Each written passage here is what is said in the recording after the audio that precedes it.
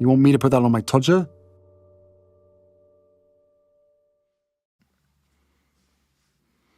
Harry's wife. He's lost it. What do you think it is that Harry has lost? His hair?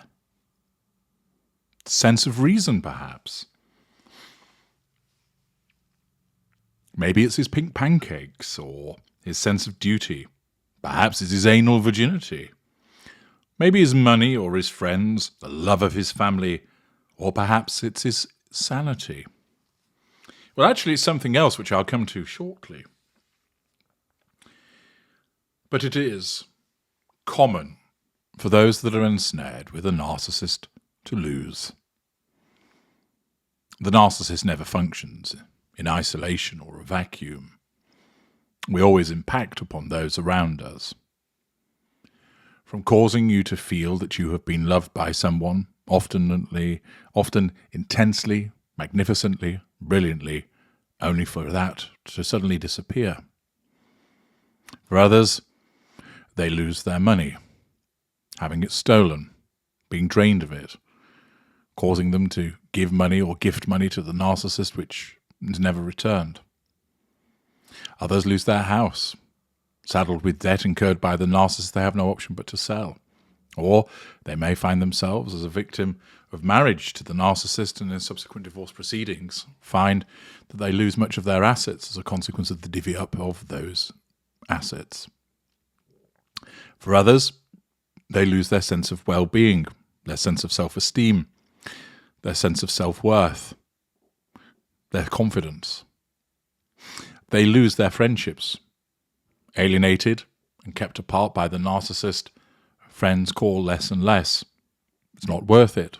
They always get turned down, or they don't even get a response. People lose family members. Others lose their self-respect. The victim of a narcissist will lose something, somewhere. There will be loss.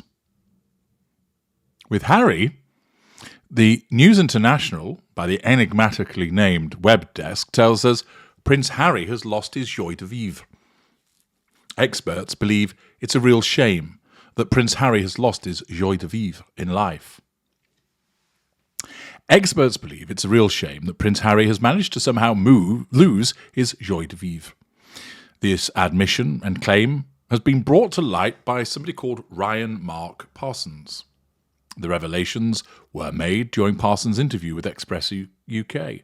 There, he pointed out, "I was reading something and Harry always ranked highly in terms of popularity.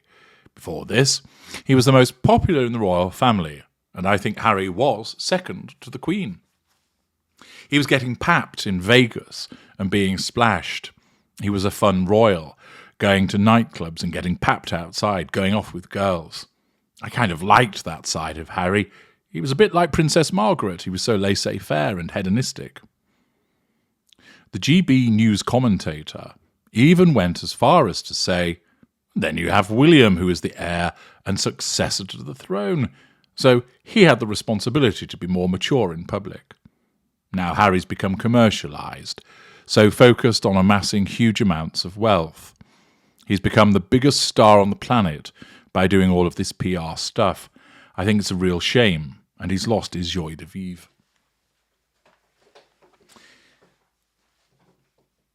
Harry's lost much besides that. He's lost the respect of many people. He's lost the admiration of many people that he had. He's lost connections with friends who he no longer sees. He's lost many family members that have nothing to do with him. His brother, for example, that there was once a very close relationship, which has been cast asunder. He has lost the patience of many people for the way that he has conducted himself. He's lost respect for the disclosures that he has made.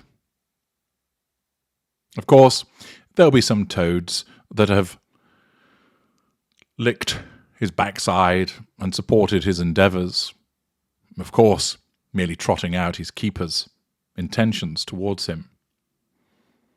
At this stage, although he's lost so much, including his joie de vivre, He doesn't recognise it.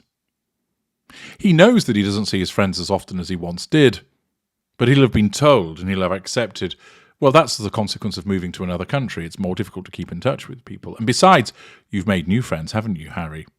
Q being pushed in front of the friends, in inverted commas, that Harry's wife has created for him. He recognises that he's no longer as close to his family as he once was. But unfortunately for him, he deems that as being appropriate because he's been told and he's accepted that they're racist, that they're toxic, that they're the problem, that they kept him trapped.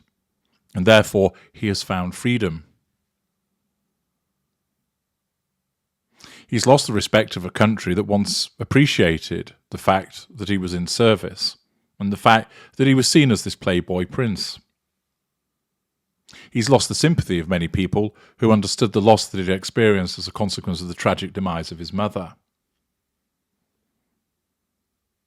Many of these things Harry won't realise that he's yet lost.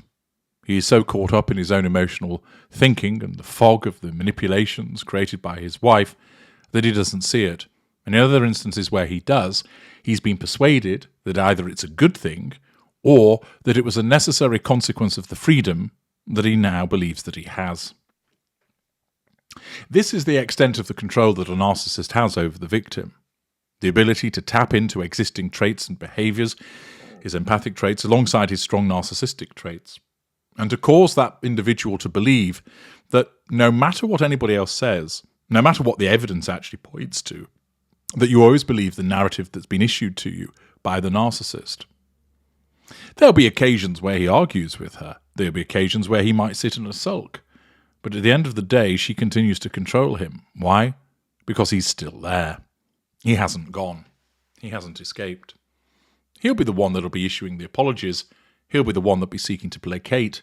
He'll be the one that'll be seeking to appease her. He doesn't realise what he has lost, and he doesn't truly appreciate why he has lost these things.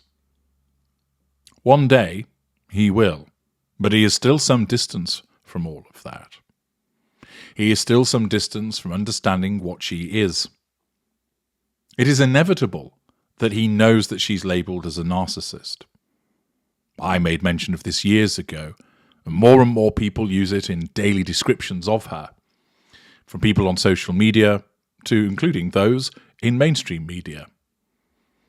He will know, and doubtless she will have told him. People say that I'm a narcissist, Harry. They don't know me. Of course you're not, my little pumpkin, he says, providing her with that indirect sense of control over her detractors. Might Harry have gone away and looked up what is a narcissist? Unlikely. Even if you were to stick a placard under his nose with the detail of it, he still would dismiss it.